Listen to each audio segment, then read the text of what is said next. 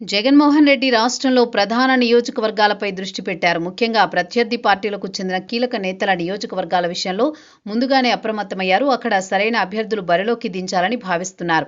2024లో జరిగిన తప్పిదాలు పునరావృతం కాకుండా చూడాలని చూస్తున్నారు. ముఖ్యంగా పిఠాపురం నియోజకవర్గంపై ఫుల్ ఫోకస్ పెట్టినట్టు తెలుస్తోంది.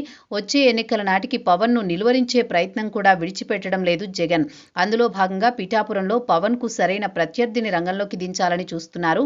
ఈ విషయంలో సీనియర్ నేత ముద్రగడ పద్మనాభం సలహాతో ముందుకు సాగుతున్నారు. త్వరలో ఇక్కడ కొత్త ఇన్ఛార్జిని ప్రకటించనున్నట్టు తెలుస్తోంది.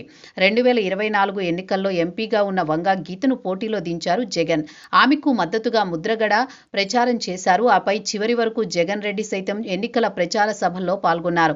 వంగా గీతను గెలిపిస్తే డిప్యూటీ సీఎంగా అవకాశం కల్పిస్తానని హామీ కూడా ఇచ్చారు. కానీ పిఠాపురంలో ప్రజలు మాత్రం పవన్ వైపే మొగ్గు చూపారు. ముద్రగడ ప్రత్యేక వ్యూహంతో ముందుకు సాగినా వీలు పడలేదు. ఆయన మాటలను సైతం కాపు సామాజిక వర్గం వినలేదు. పవన్ సూపర్ విక్టరీ సాధించారు. రాష్ట్రంలో సైతం తన పట్టు పెంచుకున్నారు.